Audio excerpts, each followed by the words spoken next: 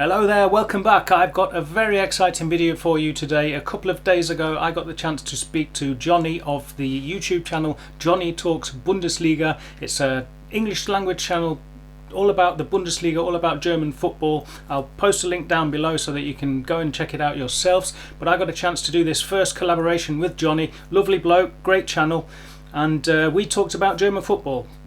We were asking the question, why do the English fans love German football so much? We talked about everything from football in the time of coronavirus, the prospect of Geisterspiele, games behind closed doors. We also talked about commercialisation in football, the 50+1 rule, Leipzig, Hoffenheim. We also talked about who's going to be the German champion this year. We talked about Bayern Munich, we talked about Leipzig, we talked about Dortmund quite a bit, we talked a lot about Jadon Sancho. We also of course touched on Bochum, we also talked about Werder Bremen. We also found out who Jonny himself supports in the Bundesliga and in England, so stay tuned for that. Coming up now then, my complete interview with Jonny. Enjoy! Right then. Hello, Jonny. Nice to meet you. Finally, well, even though it's virtually, thank you for joining me here on the channel. Same to you, Richie. Nice to meet you too, mate. Yeah, I was saying in the intro that I've done, telling my subscribers a little bit about your channel. And maybe to start off, can you just introduce yourself and tell us a bit more about what you do and your channel? But I'll ask you one thing. Don't tell us yet who you support in the Bundesliga, so we'll save that till later. I think they'll be dying to know. I am. Nice, mate. So so I'll start in English, but my name's Jonny and I run the Jonny Talks Bundesliga football channel. Basically, it does what it says on the tin. So any news or stories that are going on in the Bundesliga, I try to report on those. So obviously, sadly at the moment, I'm reporting quite a lot on what's going on with the coronavirus and the comeback of that. But when the season was up and running, which was obviously far better, I was doing every single week doing a predictions video and then doing a results and analysis video. Right. The predictions videos tend to be the most popular ones, and it sort of seems to be like mostly English people watching the channel at the moment who've got an interest in the Bundesliga, but quite a few people from Germany too, which is very cool. So how did you actually get into German football then? I mean, German football, it is quite surprising for some people over here. German football is really popular in the UK. I live in Dortmund. Yeah. I know we regularly get like a couple of thousand English fans coming over just to see the Dortmund game. Poor misled souls. What drew you to Bundesliga, German football? So I've always been really interested in sort of Europe in general and just European history, culture. And I actually got into German football really through my love of German language and trying to learn German. And I also obviously knew a lot about German football history and stuff. But I was on a trip to Germany, I guess back in about 2012, and a mate of mine had been to a match and was talking about it. And I was like, I've got to go and do that. And then I went to originally, this doesn't quite tell you a secret who I support yet. I went to a match between Mainz and Werder Bremen, and I absolutely loved it. And I was like, right, got to keep going back. And I've now been to 6 games in total. So when was the first game? What year would that have been? So I was on a trip about 2012, but it was 2014, I think it was, November 2014. Yeah. Mainz, Werder Bremen. So by that time, you've already got all-seater stadiums in the UK for a pretty long time, haven't you? So. Oh yeah. I don't want to put words into your mouth, but that is one of the things that makes German football so special for me. Yeah, totally. So I support a not very low league team, but a 4th division team in England called Exeter City. Exeter City. Right? So we've still got the biggest terrace left in the Football League in Exeter. So I tend to go to away games all over the country, and the away fans in the lower leagues still get to stand up in a lot of places. So I've always liked standing at football, and really pretty much I would almost go as far as to say I hate sitting down at football matches. Yeah. So yeah, any ground where they force you to sit down, me and my mates, you don't usually go back. Totally different atmosphere killer. Yeah, exactly, mate. It's just hopefully in England that might be changing. They're sort of thinking about introducing some safe standing areas, which I know you've had in Germany for ages. But yeah, like the terrace at Mainz, nothing like that anymore in England. The biggest one is the biggest home fans terrace anyway is Exeter, and I can't remember the capacity of that, but it's under 3,000 for the terrace. Yeah, so lower league football, I think it's got a lot in common with German football because there's a big sort of drive towards what the Germans I think would call echte Fußball. Is that right? Real football. Echter Fußball. Yeah, echte Fußball. So it's like like the Exeter fans have a really big push towards that. And the German fan culture's come into lower league football a lot with like flags and sort of like the constant singing. So one of the things, the only thing I think I prefer a little bit about English stadium atmosphere occasionally is that the singing like goes in peaks and troughs, and I quite like that rather than the constant singing. If you're going to go for no atmosphere or constant singing every time. Yeah. But I love the way that like if it's a really good atmosphere, and you get the atmosphere going up and down. Yeah. And I think that's the only thing that I would say can be better about the atmosphere in England. One things Germans find really amusing when they watch English games is they think we celebrate corners and celebrate throw-ins. And it's not. It's because you get a corner or a throw-in near the penalty box in England. It's like you're egging the team on because, you know, English football, what do we call him? Jesus, my English has gone rubbish. Standardsituation in German. Free kicks and set pieces. That's the one, mate. Thank you very much. Set pieces. The big lad up front, you know, it's usually a good scoring opportunity. You don't get that so much here. It is like somebody scored sometimes, especially if you say 2-1 down in the last few minutes. It's like absolutely wild. And then if you do score from it, it goes ballistic. Yeah. So, yeah. So go on then. Let us into your secret. I think I've got I think I've worked out who it is, but let us know. Who do you support in the German leagues then? So my main team in Germany is Mainz 05. So the reason was because it was the first game I went to, and I love the idea of Ein Mann Mainzer, immer Mainzer as a concept. So that was quite cool, and just loved the game so much. And by coincidence, I saw them 3 seasons in a row against Werder Bremen, the home game. I didn't go to any other Mainz games in those 3 years, but it was literally Mainz Bremen, and they lost every time.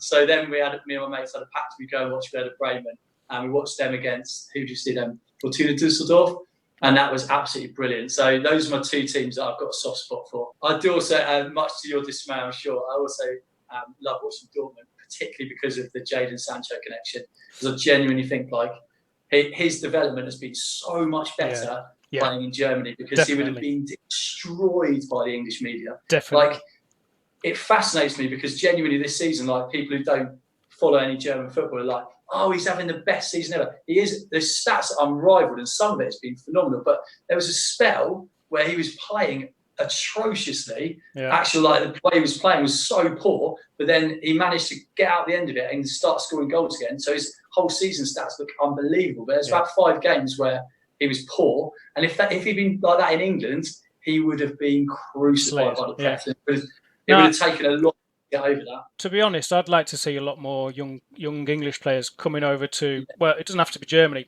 anywhere to be honest. Yeah. For a start, Jadon Sancho, he got a chance of playing first team football, because I don't think he would have got it that quickly back it was Man City, wasn't he? Came from? Yeah, that's right. So to me, that's one of the best things about the Bundesliga in general, is that the young players that are coming through is absolutely brilliant. Like, Erling Haaland going to Dortmund as well, rather than going straight to an English side. Superb move for him. Bit of a gamble that was, wasn't it? Sorry, say again. Bit of a gamble taking such a young lad on there. I think he's still got to prove himself. But it really annoys me when people say, oh, Bundesliga's like a feeder league, and like, oh, they should, when, like, literally, I think it was ESPN were on about after 3 weeks, when's he going to leave Dortmund? It's like, hang on, if Sancho stays at Dortmund and Haaland stays at Dortmund, they could actually end up being one of the best teams in Europe by a long way. Yeah. If they manage to sort out their central defence, sort of, and their central midfield, and actually Axel Witsel seems to come back into form now a little bit and be holding it in there, particularly since Emre Can turned up. Those 2 together, like, if they can sort all that out, they're attacking players.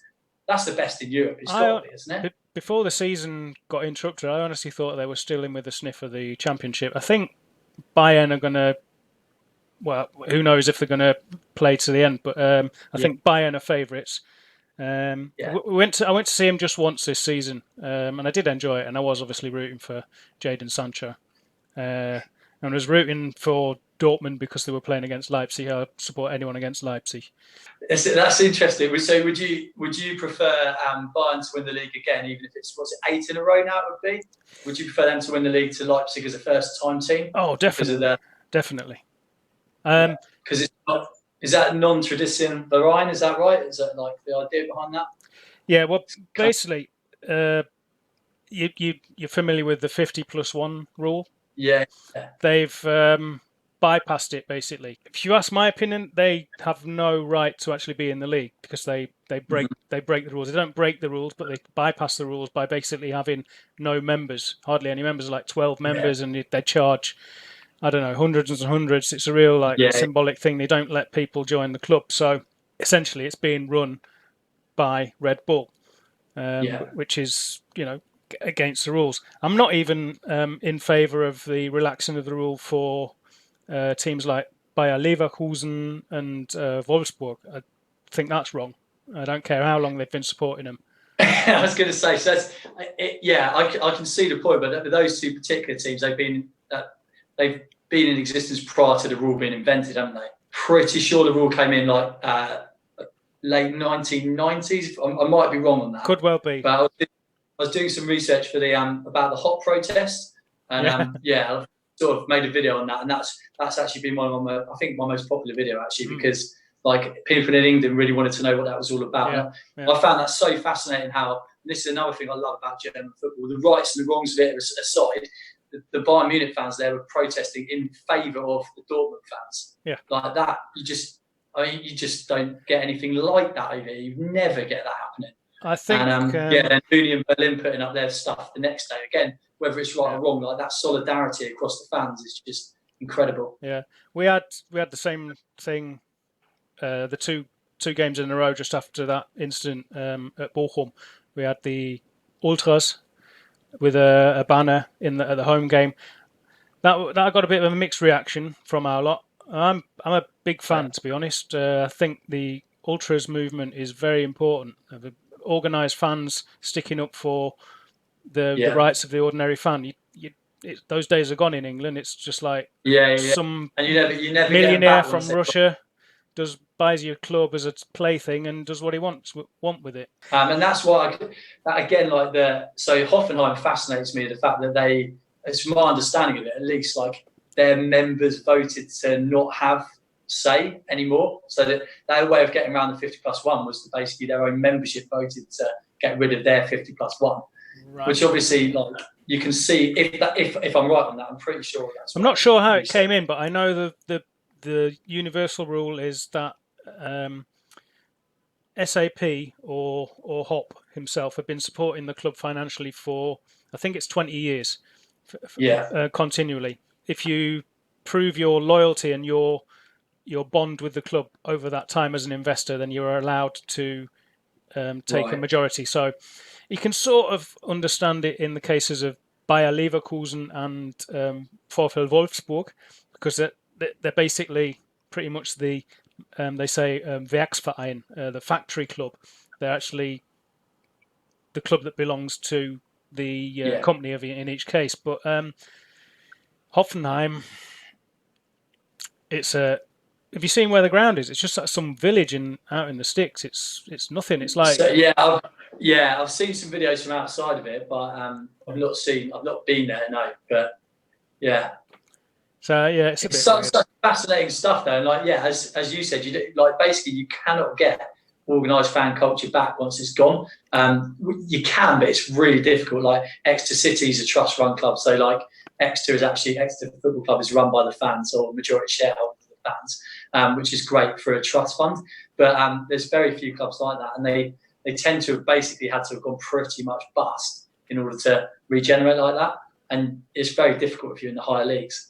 Going back to the Bundesliga, they met today. It was the conference of sports ministers. So every sports minister from each Bundesland met today, together with the the employment ministry or something, and they've given the go ahead for the Geisterspiele, the games behind closed doors.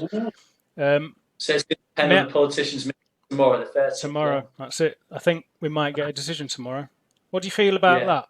I know a lot of the ultras movement are against it, and I've said in some of my videos, I think I kind of would like the whole thing to go bust and have to start again, because it's not sustainable. But there's another part of me that's dying to see at least some football on telly. Yeah. So it's so difficult. I just genuinely think this is such a difficult debate, because it's like, yeah, if the teams are being honest, and there's no reason to suspect they're not, then they're saying 13 out of the 36 teams in the top 2 leagues will face an existential threat if they cancel the season. Yeah. So that would mean basically, it's just over a third of the top divisions in German football, the teams don't exist. Yeah. So what do you then do with those teams? Do you prop them up with like federal land money? Do you prop them up with state money? Do you prop them up with it's just so complicated. It's unbelievable. The thing that strikes me is that a club might go bust financially, but just take Bochum. Bochum would want to be one of the teams that would go under, no doubt. This season, the average home game is only 13,000. When it's going a bit better, it's up to 17, 18, maybe 20,000 in the first division, certainly more. What are you going to do with those people? They're not going to start supporting Dortmund or Schalke. Yeah. So something would happen. Even if it was just starting in the 4th division or whatever it was. But I suppose at the same time, the risk is the clubs that are best prepared, Bayern Munich, more so than ever, teams like Leipzig and Bayern and Bayer Leverkusen and Wolfsburg, who've got a big investor behind them, are going to be more prepared. And then you're going to get a situation where you've got this top 4. It's almost like in England. So I don't know, man. Yeah.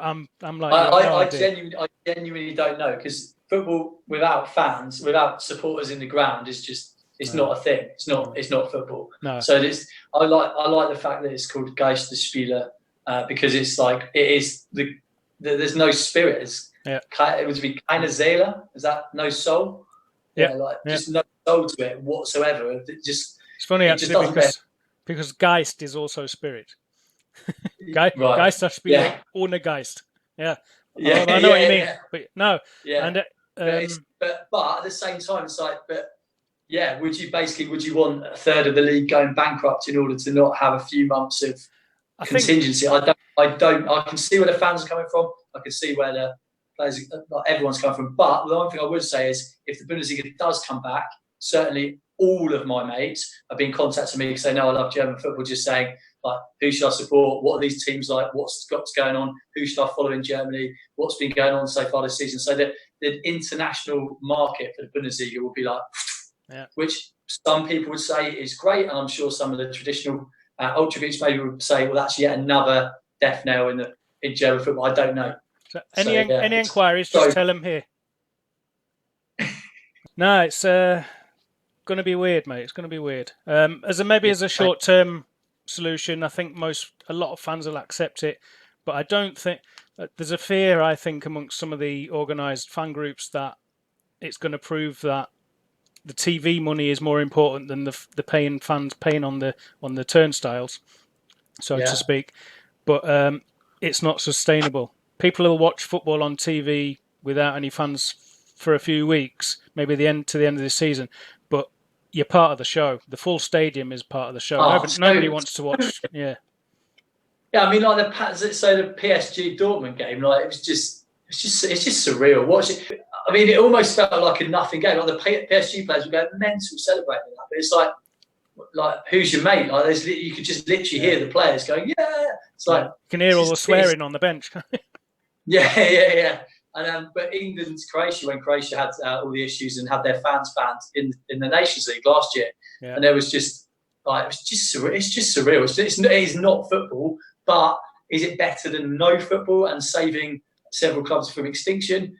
Maybe. As your point about Bochum is spot on. Like the fans won't go anywhere, but like, would you be able to? Can those fans run in Schalke's case, 70,000 stadium? Like, I don't know how this works. Like, it's so complicated. I genuinely don't know the right answer to it. I think it's going to be a lot of experimenting. I think people are keen to get it on for the money, and there is an important aspect to like it's Volkssport. It's like the people's game. At least get it on telly. Stop people going mental at home alone, nothing to do.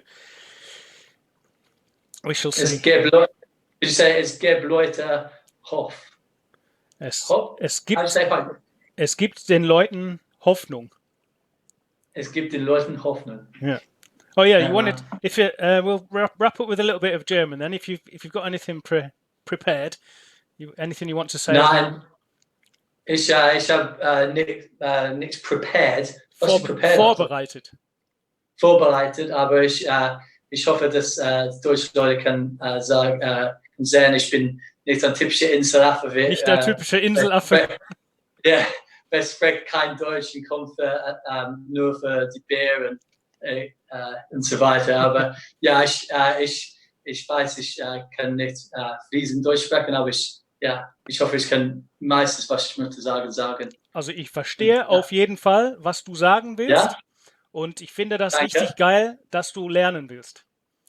Ja, ich liebe deutsche Kultur und den deutschen Fußball und